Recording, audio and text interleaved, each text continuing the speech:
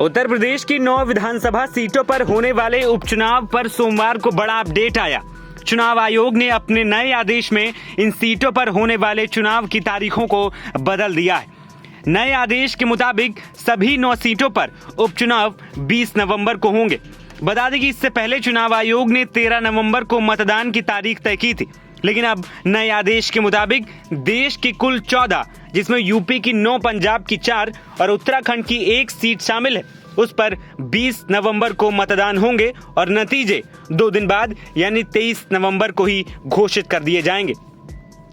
मिली जानकारी के मुताबिक तारीखों में बदलाव के लिए 4 दलों ने चुनाव आयोग से मांग की थी, जिसके बाद यह फैसला चुनाव आयोग की तरफ से लिया गया है।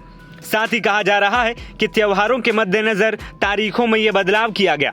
जिस 13 नवंबर को मतदान होना था, उस दिन देश भर में कार्तिक पूर्णिमा है, जिससे भारी संख्या में लोग गंगा स्नान करने जाते हैं, जिससे कहा जा रहा था कि वोट परसेंटेज कम हो सकता है, इसीलिए तारीखों में बदलाव किया गया। बता दें कि 13 नवंबर को होने वाली वोटिंग को टालने के लिए कांग्रेस, भाजपा समेत कई दलों ने चुनाव आयोग से अपील की थी। पार्टियों का कहना था कि कई त्योहारों के चलते 13 नवंबर को वोटिंग कम हो सकती है। आपको बता दें कि अयोध्या की मिल्कीपुर सीट को लेकर अभी भी कोई ऐलान चुनाव आयोग की तरफ से नहीं किया गया है।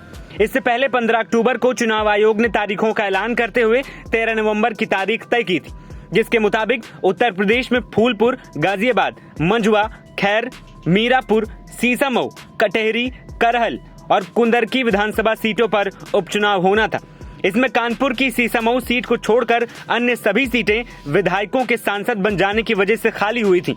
सीसामऊ से इरफान सोलंकी के सजा याफ्ता हो जाने की वजह से सीट पर उपचुनाव हो रहा है। वहीं अयोध्या जिले की मिल्कीपुर सीट को लेकर अभी भी कोई ऐलान नहीं किया गया है। बता दें कि यूपी से सांसद बने 9 विधायकों ने 10 से 14 जून के बाद इस्तीफा दे दिया था।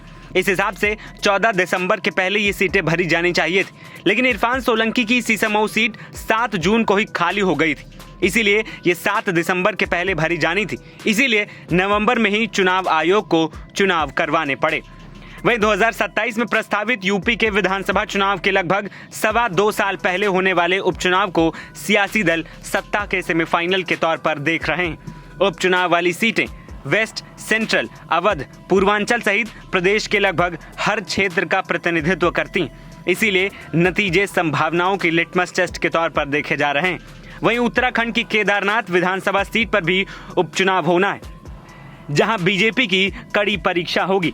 वहीं अब मतदान की तारीखें बढ़ने के बाद प्रत्याशियों को तैयारी का और मौका मिल गया है।